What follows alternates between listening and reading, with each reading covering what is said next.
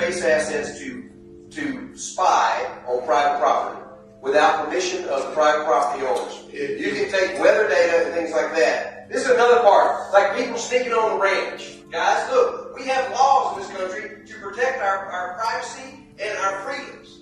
When Dr. Travis Taylor left Skinwalker Ranch for a 2-month break, nobody expected what would be found in his remote patrol cabin. The discovery was not just shocking, it was heartbreaking. What investigators uncovered in that isolated structure would reveal secrets Travis had been keeping from everyone at the ranch. The documents Travis never submitted. Dr. Travis Taylor had been a constant presence at Skinwalker Ranch for years. The astrophysicist and engineer served as the technical backbone of nearly every experiment conducted on the property. His patrol routes, equipment checks, and late-night monitoring sessions were standard operating procedure. His announcement of a 2-month leave of absence in early autumn was unexpected. Travis stated he needed time away to handle family responsibilities. He provided minimal details during the team meeting where he made the announcement. The team did not request additional information. His absence created immediate operational concerns. Travis managed critical equipment on the ranch and oversaw multiple ongoing experiments requiring constant supervision. Ranch leadership assigned a temporary technical research assistant to cover essential duties. The new official had field monitoring and data collection experience. The assignment focused on maintaining patrol schedules, checking instruments, and ensuring continuity of critical operations during the 2-month period. The new official was not expected to replicate Travis's full range of responsibilities. Travis conducted a brief handover before departing. He reviewed daily routines and showed the new official where key equipment was stored. He mentioned that additional tools and data packets were kept at his patrol cabin near the eastern ridge. The new official could retrieve items from there if needed. Travis presented this information as routine. The new official began managing Travis's duties without incident. However, certain gaps in the handover became apparent over the following weeks. Travis had provided detailed instructions for most operational areas. The patrol cabin was an exception. No inventory list existed. No precise location map was provided. Travis had only given vague directions that items could be found there if necessary. This lack of specificity stood out. Travis was known for meticulous documentation in all other areas of his work. The incomplete information regarding the patrol cabin appeared deliberate rather than accidental. Several weeks into the assignment, the new official received instructions from ranch management. He needed to retrieve specific data storage devices from the patrol cabin. The moment the official arrived at the cabin, the tone of the visit shifted from routine to investigative. What began as a simple equipment handoff quickly evolved into a careful, methodical review of materials that were never meant to be found by accident. The documents spread across Travis Taylor's desk were not part of the official logs regularly submitted to the team. Instead, they appeared to be a private collection of observations, measurements, and unfiltered notes, gathered quietly over weeks, possibly months. The first folders contained detailed charts of electromagnetic readings. These charts showed irregular spikes late at night, always between the same narrow window of time. The patterns were too consistent to dismiss as equipment malfunctions. Alongside the charts were printed screenshots from various instrument panels. In the margins, Travis had left annotations comparing these spikes to earlier incidents recorded on the ranch. The similarities suggested that something unidentified had been passing through the area surrounding the cabin. Another stack of papers held temperature logs. These documented rapid drops in heat around the ridge, often lasting less than a minute before returning to normal. The drops matched moments when motion sensors had triggered without any visible source. Travis had circled several entries, linking them to earlier nights when the ranch team had reported unusual sounds near the tree line. More concerning were the folders labeled with simple, unmarked stickers. Inside these were pages describing sightings recorded by outdoor cameras, sightings that never appeared in the official database. Travis had printed out still frames from night vision CCTV footage, each showing blurred shapes moving across the dark landscape. The images were grainy, distorted, and partially obscured by interference, yet they revealed forms too large or too fast to match local wildlife. Several sheets contained hand-drawn sketches based on the footage. The shapes were quadrupedal, but elongated. The proportions were inconsistent with wolves, coyotes, or any known animal. One sketch included a note correlating the creature's movement with simultaneous equipment failure. The new official approached the desk to locate the requested data storage devices. What he found instead were documents that did not match standard ranch documentation protocols. The material appeared deliberately separated from official record-keeping systems. The scope and nature of the content suggested Travis had been conducting research activities outside normal channels. This discovery required immediate reporting to ranch officials. What had been intended as a routine equipment retrieval had uncovered something that needed authorization before proceeding further. The question was what exactly Travis had been documenting in isolation, the hidden box, and the evidence inside. As investigators moved through the small cabin, they began documenting every item that seemed out of place. Most of the room was ordinary: folded blankets, neatly stored gear, standard field tools, and routine notebooks. But while checking under the bed frame for equipment, one of the officials noticed a metal edge peeking out from behind a storage crate. What they pulled into the open was a small padlocked box, heavy, dust-free, and clearly positioned for quick access rather than long-term storage.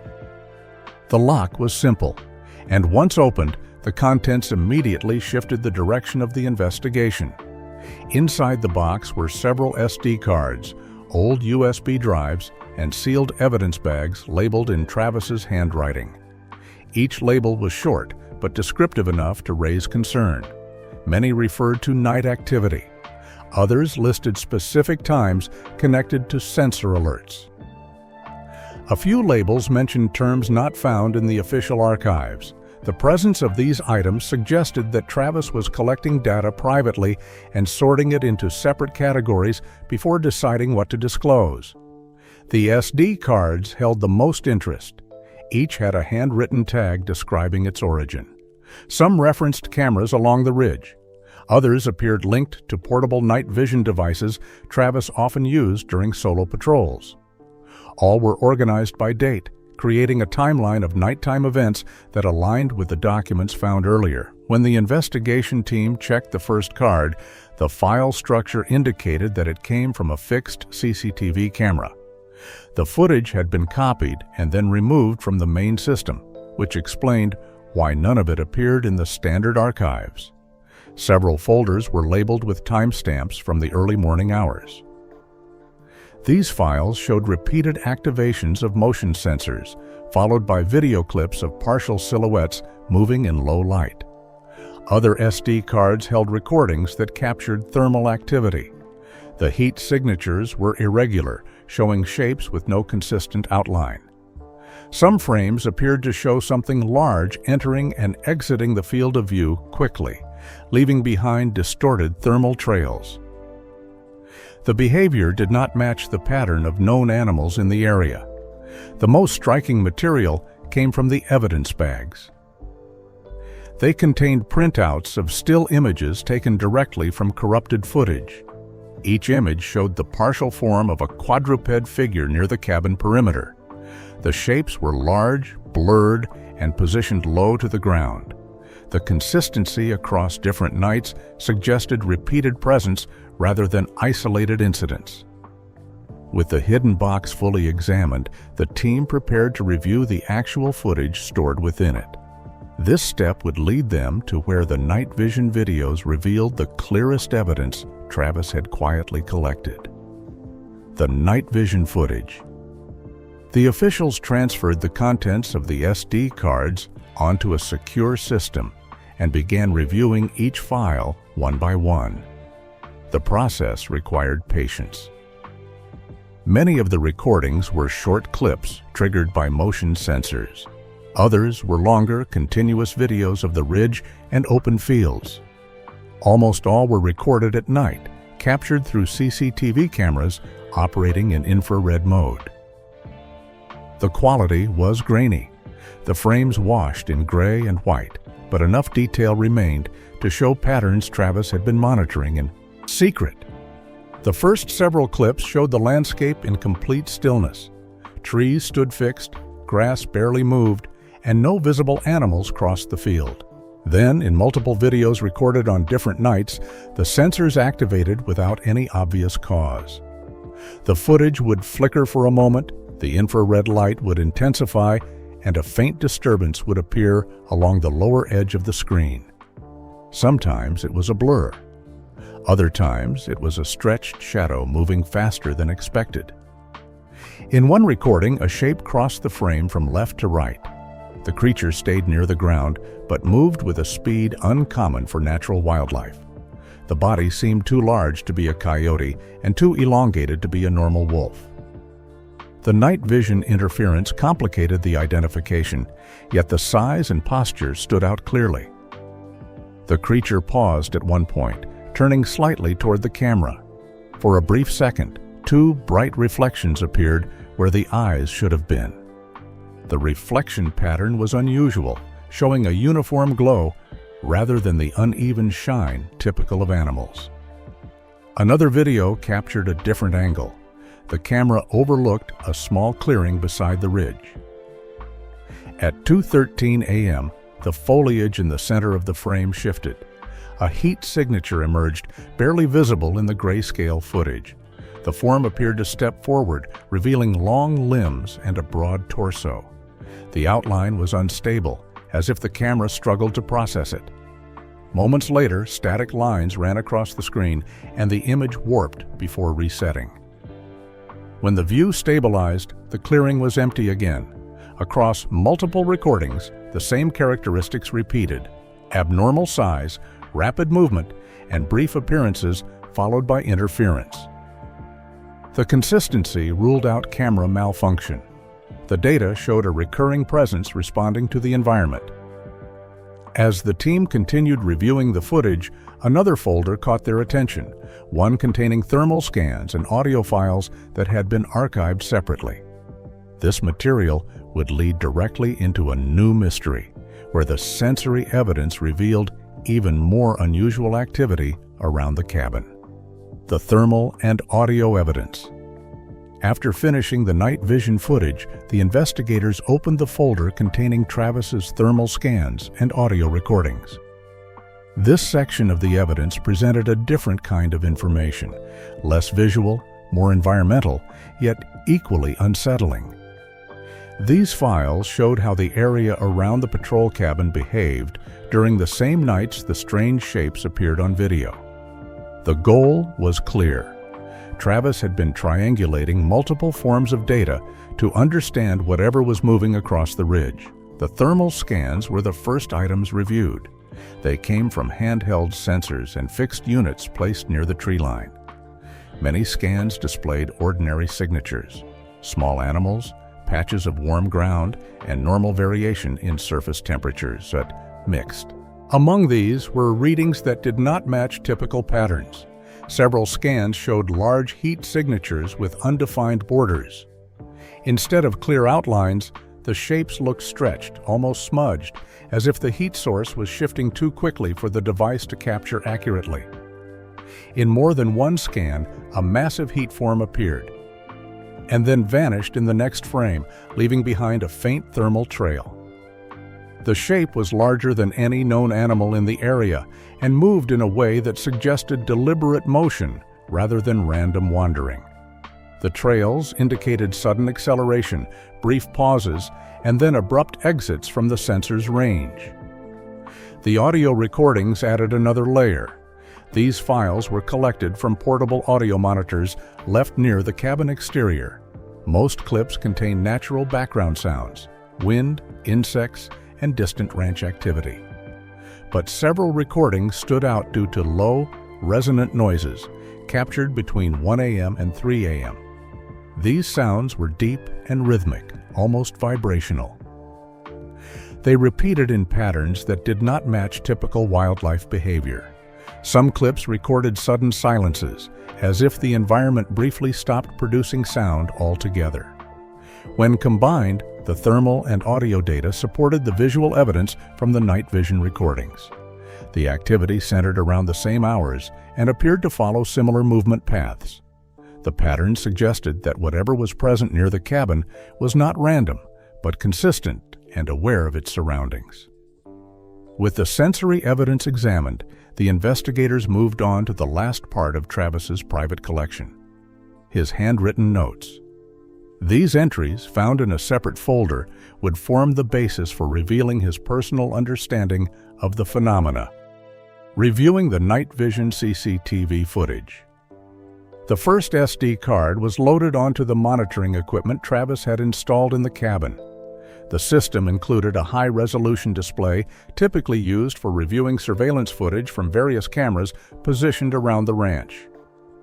The file directory showed a single video file dated October 13th at 2:13 in the morning. The runtime indicated approximately 4 minutes of recorded material. The footage began with a static view of the eastern ridge perimeter. The night vision mode displayed the characteristic green-tinted imagery with varying degrees of brightness based on available infrared light.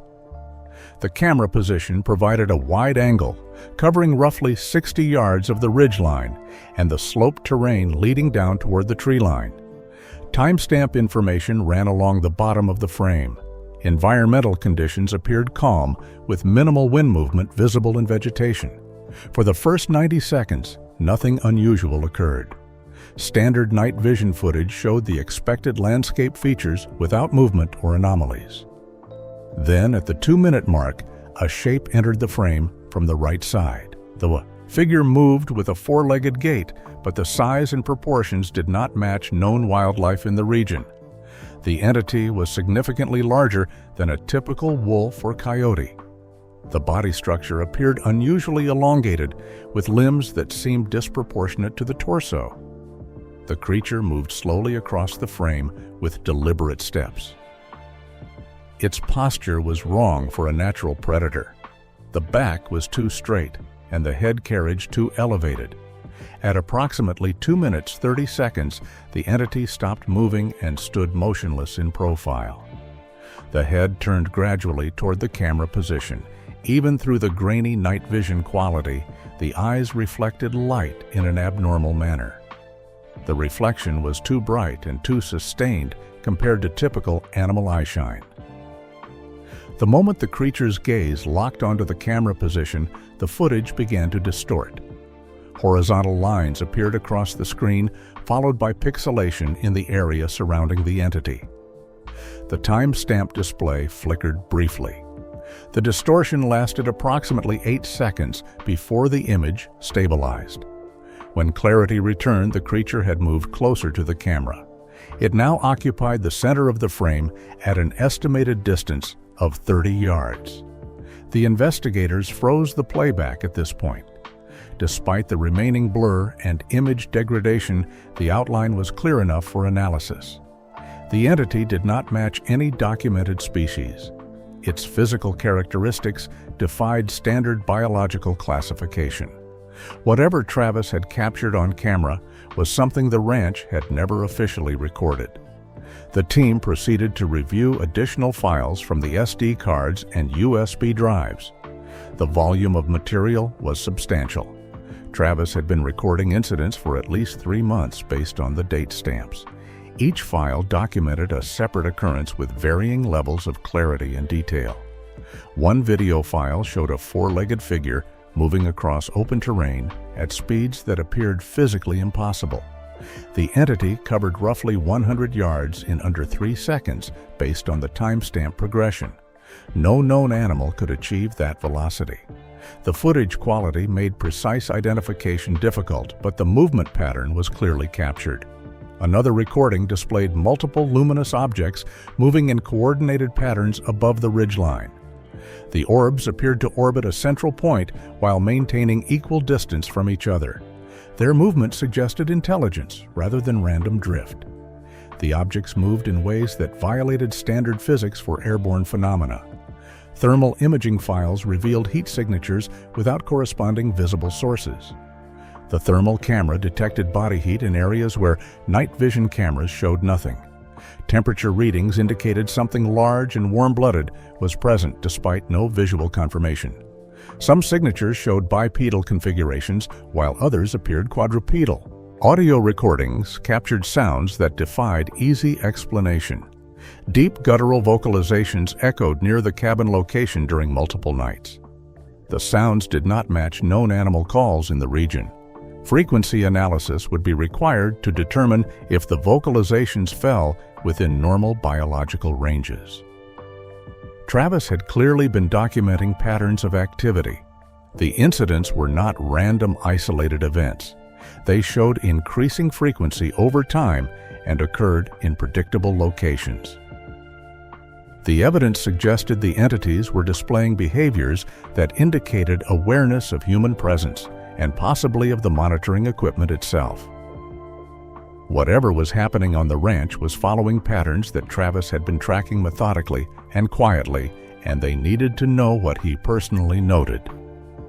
Travis's private notes. The black notebook found in the storage container provided context for the recorded evidence. The notes were not a farewell message or personal confession.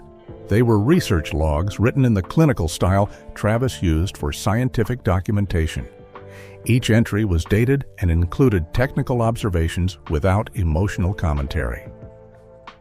The notes revealed specific patterns Travis had identified. The anomalous entities appeared most frequently when monitoring equipment was switched to low light or infrared modes. Standard daytime cameras rarely captured anything unusual. This suggested the phenomena either occurred primarily at night or were only visible under certain imaging conditions. Travis had noted this correlation multiple times across different dates. Several entries documented equipment malfunctions that coincided with entity appearances. Cameras experienced distortion or complete failure when subjects came within close range. Electromagnetic sensors registered spikes during sightings. Travis theorized the entities either generated electromagnetic interference or were sensitive to the equipment and reacted to its presence. He had begun testing this hypothesis by alternating active and passive monitoring modes. More troubling were references to external pressure regarding documentation. Travis wrote that certain footage had been requested for removal by unnamed parties. He did not specify who made these requests or under what authority. His response was to maintain private copies of all significant recordings. This explained why the materials were kept separate from official ranch records. The final entry was dated 3 days before Travis left for his leave of absence. The note was brief but significant. Travis wrote that the behavioral patterns were evolving. The entities appeared to be modifying their approach to the monitoring systems. He used the phrase, learning behavior in reference to what he was observing. The entry ended with a statement that the situation required continued careful observation. There was no indication Travis felt threatened or intended to disappear. He simply needed time, away. Ranch officials completed their documentation of the cabin contents by late evening. All physical evidence, including SD cards, USB drives, and the notebook, were secured for internal review and analysis. The materials would require extensive examination by technical specialists and research analysts. A decision was made to restrict access to the findings until a full assessment could be completed. The team prepared to leave the cabin as darkness settled over the property. Equipment was packed and the cabin was secured with new locks.